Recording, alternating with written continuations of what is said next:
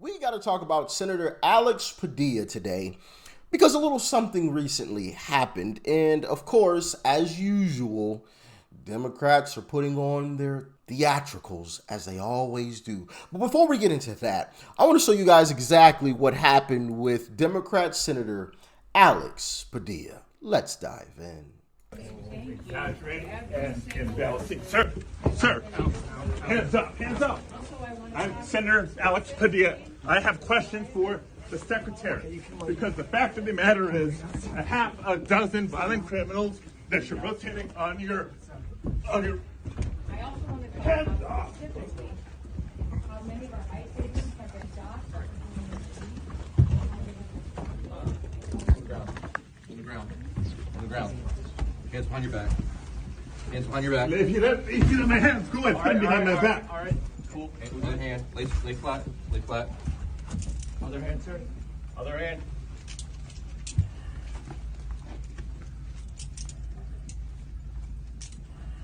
There's no recording allowed out here. I did not know. There's no recording allowed out here for FBI, right? For what, I'm sorry? There's no recording allowed out here. That's my boss. I have to There's no recording allowed out here. You can record. There's no recording allowed out here. I'm not a member. There's no recording allowed. So that was Senator Alex Padilla trying to storm the press conference of Kristi Noem. Okay, just to give you guys a little bit of context on what was actually happening there. Kristi Noem was speaking. He came in, tried to interrupt, was obviously loud, obnoxious, being rude, and was escorted out. Now, they initially put the handcuffs on him, but once they found out who he was an actual senator, they released him. They didn't charge him with anything or anything like that. But I want to play a couple of clips. First off, here is Alex Padilla talking about the situation, and then we're going to get into some other Democrat senators. And so I came to the press conference to hear what she had to say, to see if I could learn any new additional information. And at one point, I had a question.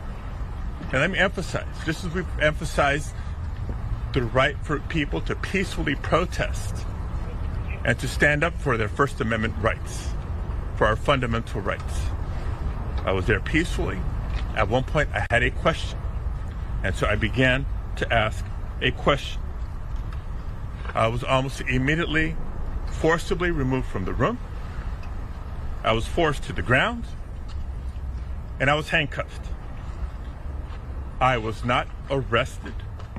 I was not detained. I will say this. If this is how this administration responds to a senator with a question, if this is how the Department of Homeland Security responds to a senator with a question, you can only imagine what they're doing to farm workers, to cooks, to day laborers out in the Los Angeles community and throughout California and throughout the country. Absolute political theater. Political theater. If this is what they do to a senator who just wants to ask a question, you know what? I think Stephen A. Smith said it best. I'm going to play this clip from Stephen A. Smith because this is a perfect response to Alex Padilla from another Democrat, Stephen A. Smith. Here you have this senator, Alex Padilla. Can Kristi Noem speak? Could you have waited till she finished to ask your questions? To shout your questions? You are a senator, right? You couldn't wait? So that was just you out of control because you were just losing it, huh? You, a United States senator, couldn't compose yourself and let the head of Homeland Security finish her thoughts before you asked the question. Couldn't do that, huh? No, he could. He chose not to, though. He chose not to, and I'm going to tell you why. I think this was a calculated move by Democrats, in my humble opinion, to try to create outrage. Oh, see, Trump. He's the Gestapo. They're just arresting people because we're questioning them, as if Trump had anything to do with the guy being handcuffed. But of course, they're gonna blame Trump, man. They're gonna blame Trump, and check out some of these senators, man. And this son of Mexican immigrants who cleaned homes and served food, this man with equal dignity in this body, today was driven violently to his knees, as if made to kneel before the authority of the executive because he was so-called disrespectful. That should offend the consciousness not just of the other 99 members of this body, it should offend the conscience of this country. Because if you can make Alex Padilla forcibly kneel before this executive, when does it stop? Ooh, Cory Booker's angry. Ooh, man, goodness gracious. But there's more. Here's Pencil Neck. I just watched footage of our colleague, my California colleague, Senator Alex Padilla, being forcibly removed from a briefing by the Secretary of Homeland Security's staff. He went there to observe and to ask questions, and I watched with horror on this video, seeing these agents grab my colleague, my fellow senator from California, grab him, push him out of the hearing as he was identifying himself as a U.S. senator, bring him into a hallway, bring him down to the ground, bring his arms behind his back. I saw this happen to my colleague, and I am shocked by how far we have descended in the first 140 days of this administration. See, told you. It always comes back to Trump. This administration, oh my goodness, oh my goodness. I was horrified. There's just footage today of Senator Padilla being shoved out. I don't know if people have seen it, but he went to ask Secretary Noem a question, and the police literally grabbed the senator and shoved him out of the room. Oh my goodness, he shoved him out of the room. This is sickening. Without objection. Mr. President, I just saw something that sickened my stomach. The manhandling of a United States senator. We need immediate answers to what the hell went on. I yield the floor. We need immediate answers to what went on. As if you can't watch the video.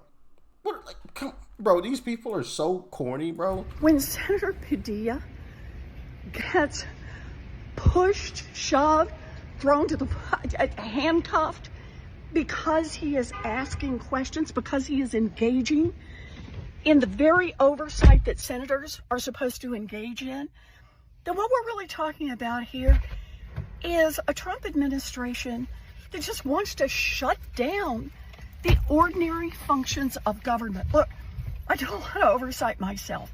I ask a lot of questions because that's how it works in a democracy. We use our words to hold people accountable. We don't use our fists. We don't shove. We don't try to knock people down. We use our words. That's what oversight is all about. And that's what I want to go to the floor of the Senate to talk about. I think it is time for every senator, every member of Congress, Democrat or Republican, to stand up and say what Donald Trump has done is wrong. Oh, it's Trump's fault. Alex Padilla got taken down to the ground. It's Trump's fault. Trump wasn't even there. It was a press conference for Kristi Noem. The DHS, like, oh man, first it's the political theater, then it's Trump's fault when Trump wasn't even there. As if Trump personally called in right on the spot, right as Alex Padilla was storming in and pushing towards Kristi Noem as she's standing in the front of the room, a Trump cabinet member, as if Trump knew it was happening when it was happening and called in and said, hey, arrest Alex Padilla. He's trying to get to Kristi Noem. Like, what? Like, how stupid do you... Oh, my goodness. Oh. Do any of y'all get tired of this political theater, man? It's crazy. It is really crazy. But you know what? What I found pretty interesting is CNN, of course, tried to do their CNN thing. And they brought on their legal expert. And I want to show you what their legal expert had to say about this entire situation, because I found his words quite interesting considering he's on CNN. Point, this is a federal building. You can't just, wander in there necessarily. What reporting do you have, and how should we, in your view, be analyzing how we're seeing these agents respond? Well, It's easy to think about this as one incident, but actually from a law enforcement perspective, we're really looking at 3 separate incidents that happened within a short period of time. First, you have the DHS secretary who is addressing the press. This was not a Q&A period, and she's interrupted. She's interrupted by someone who is speaking very loudly, and so her security detail confronts what we obviously now know to be the senator, and at that point, he is now going to be escorted out. You can't interrupt something like that that's already in progress without having those consequences. But the second incident, in my view, happens the moment as officers are trying to lead him out, he then turns and walks back towards kind of into those agents. At that point, from a security detail perspective, we're taking this person out against their will. We've asked the person, and again, this is all happening very quickly, but the moment he then turns into them, they realize this is not someone who is going to comply. Interesting. I bet that didn't go the way you thought it was going to go, huh? And you can see she was sitting there just like, oh, can we cut the break, please? Stop him. He's telling too much truth. He's not supposed to say this.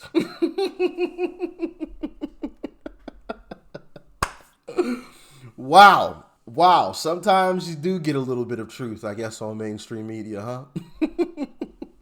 Just a little touch of it, just a little touch. But sometimes that little bit of touch is all the entertainment you need for a video. But yeah, man, crazy stuff. Of course, Democrats doing their political theater thing, but it's not going to work.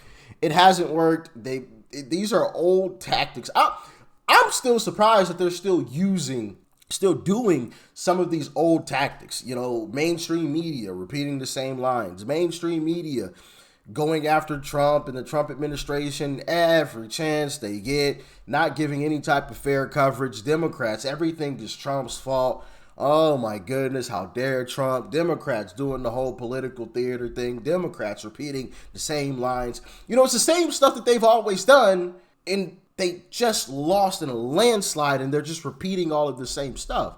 So it's just like, do y'all even care about winning? Like, I'm confused. I'm honestly confused at this point. Are y'all confused? Like, I feel like common sense would tell a Democrat, yo, okay, maybe we need to change things up because this clearly ain't working, all right? Our poll numbers are in the tank, and they're continuing to drop. No matter what we do, we've tried hard to repeat the same lines, to get influencers to say the same lines, to get mainstream media to say the same lines. We've tried hard. Mainstream media going after Trump. We blame Trump for everything. We create this political theater to create outrage, and nothing is working. Our poll numbers are continuing to drop. You would think at a certain point they would say, all right, you know what? Let's switch this whole thing up. But no, they aren't. They're just doubling and tripling down on it. And it's just the wildest thing to me. I mean, I thank them because it makes for easy videos for me, right? The more the merrier, I guess. More content, more things to laugh at.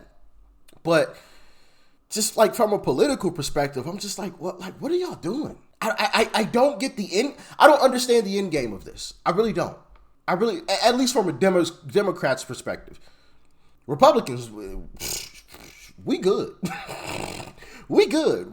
All we need to do is stay motivated, stay activated, and make sure that we get the rhinos out of the party, because there's still some rhinos left. Mitch McConnell's leaving under his own will, but we got people like John Cornyn, Susan Collins, amongst others. Well, I guess my camera just overheated, but anyway, Susan Collins, amongst others, that we still need to get out of the party. So we're good. But Democrats, not so much. And I don't get it. Anyway, y'all stay safe out there. Peace and love. I'm out.